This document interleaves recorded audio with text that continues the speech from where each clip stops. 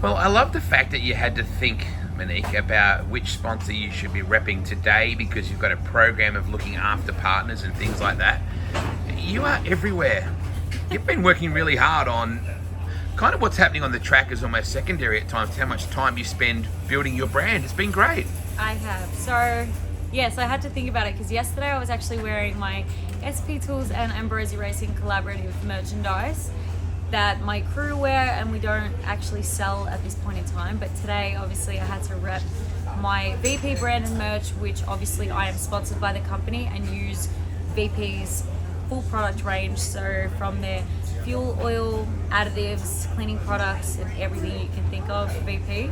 So I really enjoy working for the brand. In regards to marketing, marketing is everything, especially within drag racing and the motorsport industry. So within my form of racing, I'm trying to capitalize on that aspect so I can secure sponsorship, work your way up in the ranks, and continue doing what I love, which is racing. Now, you're an Ambruosi, so it means you're competitive by nature, right? So you're not here to take Instagram pictures of that. That's a big thing. Your marketing and your image is important. But you've been traveling a lot representing these companies and making new partnerships, and you've been over the States quite a bit and sort of doing things like that. How's that all come about? So I secured my partnership with Fuel Tech about a year ago now. We are about to finalise and renegotiate our contract for this coming year because it comes up in early Feb. So now I do all their content creation, manage their social media accounts, and I travel to America for the PRI trade shows. My second consecutive year, I went late in December last year. It's probably one of the best trade shows to go to for networking. Reason being is everyone is there. Everyone who is anyone is there. Networking is so important, especially when trying to secure some partnerships. So I've had Kelly's jump on board for a new engine build that I'm going to be doing. I've got Kelly's, possibly Jessel, and a few other companies, Edelbrock, possibly ARP, definitely MRB and Fuel Tech are going to be on board. So we will see where we go. Have to make some more power with this baby before we move on, but no, I love it. So. It is a spectacular looking hot rod. It really does stand out. Where did the design and where did the idea come from with the gold? Because the gold and black is very fetching. Yes, so I am actually a graphic designer as well as a metal fabricator, and basically it's all about the hustle in drag racing. So I started within graphic designing and I was choosing either graphic or interior design, and graphic because I didn't have to work for a firm, I could create my own company, and I could also manage all of our forms of promotional material. So I did hero cards, business cards, Facebook, Instagram, Liberty Designs. So this was designed for marketing purposes, specifically for a marketing purpose. So kids will always remember something that is in your face and stands out. You know, a car is always going to stand out. Modified's a group through category.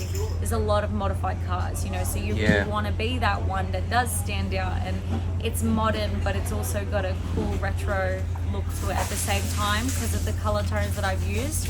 So I love it. I just think it stands out. It's cool. Your dad's career, he didn't have to worry about all of these, you know, online partnerships and constantly being in there. He was just a hardcore drag racer, and that was pretty well the way it worked. It's a different world for you now, isn't it? Yeah, well, I guess that's where my passion stemmed from. So I was able to learn the fundamentals of the sport, start in junior drag races and learn how to build the engines and the fabrication side of things. So I have my dad to thank for all of that. And obviously seeing his passion grow, like everyone is different, everyone races different. Yeah. So my dad is the type of person in the car, he gets real psyched up and heavy breathing, he'll talk to himself. And whereas I'm very calm in the car, I guess I'm in modified, so it's different too, yeah? I'm not going the speeds he's going, so maybe one day, I don't know, I could change. But in regards to how it's evolved over the years and the change in drag racing from the past to the present, it is so important to be on top of your marketing and social media. Otherwise, you're just not on the bandwagon. You're not going to be relevant. You won't stay relevant. Unfortunately, it plays such a big part within the industry these days. It's annoying, but it does. It evolves every day. How do you study the market, and what things do you have to be aware of? Like, what do you know when to post, what time to post? You're dealing with two different time zones here because you have Australian partners and American partners. Yeah. How do you juggle that, Monique? So really, I just look more into who I'm engaging most with, and luckily for myself, because of what I do fabrication wise and racing and engine building, I am half with Australia and the United States, and actually I get a lot in the UK as well, which is pretty cool. Yeah, nice. So when I go to posting, I'm not too fussed on when I post. Obviously it has to be either in the morning or it has to be in the evening. So during the week, I'll post either 8 a.m. or I'll post 7 p.m. And I don't post on a Friday because people are either going out, sitting down, doing whatever they want to do. Yep. Sunday will be like a 3 p.m. post. And then when I'm in America or in another country, I'll basically just watch what Australia is doing and then go from there. It's a lot to think about, isn't it? It's just trial and error. It really is just trial and error. What works for you may not work for someone else. You know, your page is unique to you and what you do. So you kind of need to find that happy medium. And then once you do, you kind of just keep evolving from there. And again, in Dad's career, he was a driver, not a brand. Yes. You're a brand and a driver. Which is more important? Because they're kind of both pretty critical. I think they're both very important, right? I've always wanted to make sure I maintain the same vision and look as my dad. Like, I don't want to come across as those people that's just trying to promote themselves all the time. I genuinely love drag racing, and I want to make it a career. I want to make this my full-time thing. Okay. I don't just want to be, all right, this is a hobby. No, to me, it's my life. I live this. So to promote it and do what I have to do to make that possible, I will continue to be a driver. I hope to be half as good as what he is one day, you know. So I have him to thank for, because it allows me to remain, you know, humble.